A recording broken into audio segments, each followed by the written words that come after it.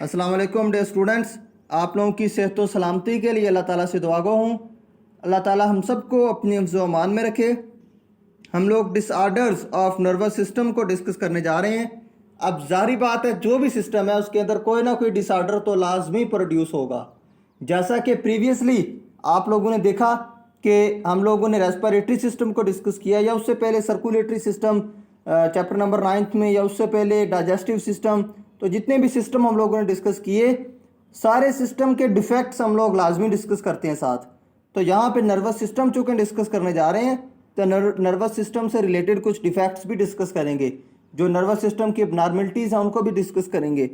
Disorder of the nervous system can be categorised into two main types.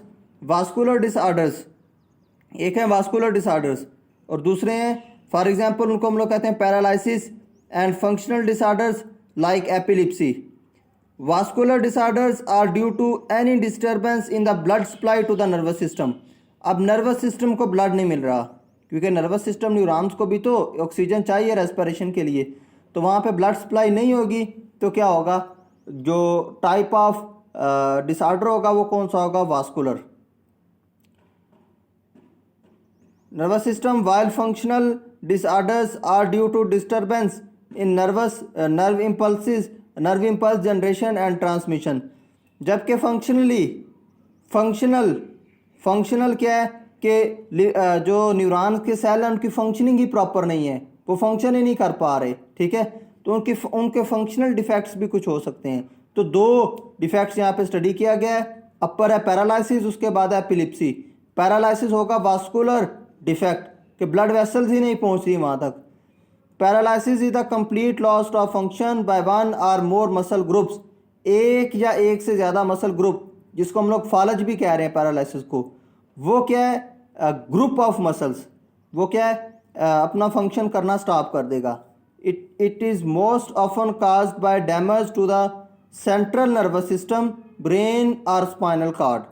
Brain या spinal cord के अंदर अगर कोई डिफेक्ट होगा, उसकी वजह से क्या होगा, पैरालिसिस काज होगा। The damage may be due two stroke.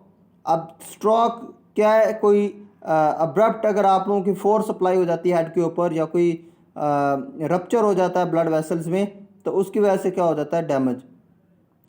Blood clotting in these blood vessels or poison produced by polio virus. तो ये सारी की सारी क्या है, काजेज। स्ट्रोक काज हो सकती है इसकी, ठीक है। उसके बाद यहाँ पे ब्रेन और स्पाइनल कार्ड के अंदर बनने को जो ब्लड वेसल्स ब्लड प्रोवाइड कर रही हैं, उनके अंदर कोई ब्लड क्लॉट बन जाए, या जो है पोलियो वायरस की वजह से कोई इन्फेक्शन काज हो जाए। Patient may have weak paralysis throughout his और बॉडी और have paralysis in some side of the body. There may also be paralysis in lower extremities और इन ऑल 4 लिम्स।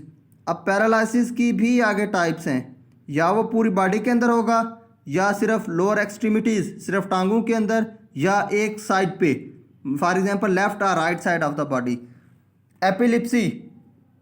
एपिलिप्सी को आप लोग मिर्गी भी कह रहे होते हैं। इसकी आगे फिर बहुत ज़्यादा टाइप्स निकल आती हैं और बहुत ज़्यादा इसकी जो है ना, अब ये भी कहा जाता है कि एपिलिप्सी का कोई भी नॉन क्योर नहीं है, लेकिन क्योर्स इसके स्टिल प्रेजेंट होते हैं हम लोग, लेकिन उनको डिस्कस नहीं करेंगे यहाँ पे। एपिलिप्सी का जो क्योर होगा बेसिकली वो एंटी कन्वल्शन मेडिसिन होंगी, क्योंकि यहाँ पे कन्वल्जन होता है, rapid discharge of nerve impulse. जो पैरालिसिस था उसमें नर्व इम्पल्स नहीं आ रही थी, लेकिन एपिलिप्सी में ज़रूरत से ज़्यादा नर्व इम्पल्स प्रोड्यूस होना शुरू हो जाएंगे, जिसकी वजह से क्या होगा, ट्रिमर्स प्रोड्यूस होंगे। Epilepsy is a nervous disorder in which there is abnormal and excessive discharge of nerve impulses in the brain. It causes unprovoked seizures in patients. A seizure of seizure कहते हैं झटके लगना body को। A seizure of epilepsy is a temporary abnormal state of brain marked by convulsions. ठीक हो गया, temporary state होगी, उसके बाद वो वैसे ही क्या हो जाएगा, ठीक।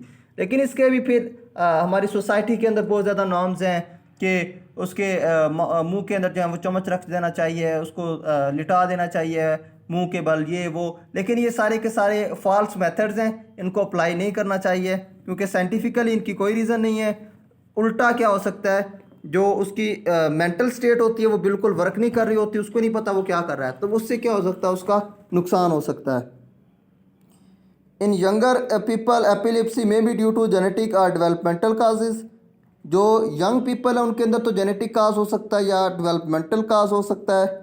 इन people over age 40 year brain tumours are more likely to cause epilepsy.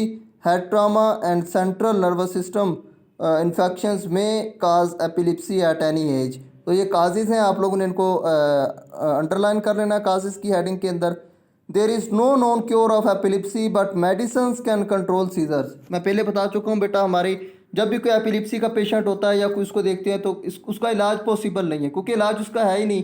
लेकिन जो नर्व इम्पल्स का डिस्चार्ज ज़रूरत से ज़्यादा हो जाता है, उसको पीछे लाने के लिए कुछ मेडिसिन मौजूद हैं, लेकिन वो भी टेम्परेरी है और उस पर्सन को रेगुलरली अपनी मेडिसिन लेना पड़ती हैं, और ये एक कोई परमानेंट ट्रीटमेंट नहीं है उसका। Patient of epilepsy have to take medicines daily for the treatment as well as prevention of seizures. Seizure से बचना होता है, ठीक है, उसको अकेला नहीं छोड़ना चाहिए। उसके साथ जो है ना और दूसरी चीज़ कि सोसाइटी के अंदर बहुत ज़्यादा नॉर्म्स हैं इसकी, कि वो बंदा नॉर्मली जॉब नहीं कर सकता, जहाँ वहाँ पे उसको पता चलेगा तो वो एक सोशल स्टिग्मा क्रिएट हो जाता है।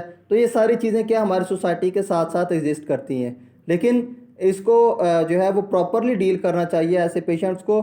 और इसकी रेशो अगर देखी जाए तो 2015 के राउंड अबाउट कुछ सर्वे के अंदर कुछ 25% जो पीपल्स हैं पॉपुलेशन के, तो वो क्या है इसके अंदर इन्वॉल्व हैं। तो ये एक इसको सोसाइटिकली नॉर्म नहीं समझना चाहिए, बल्कि ये क्या है, वाकई ये एक डिजीज़ है और उनको एज एन पेशेंट ही ट्रीट करना चाहिए। these are termed anti-convulsant और एंटी एपिलिप्टिक ड्रग्स। तो ये ड्रग्स उनको क्या करनी चाहिए, लाजमी देनी चाहिए। तो ये थी हमारे पास नर्वस सिस्टम की कुछ डिसऑर्डर्स, और इसी के साथ साथ हम लोगों ने क्या है इस चैप्टर को किया है वाइंड अप। नेक्स्ट इंशाल्लाह हम लोग जो इससे नेक्स्ट चैप्टर है उसको स्टार्ट करेंगे।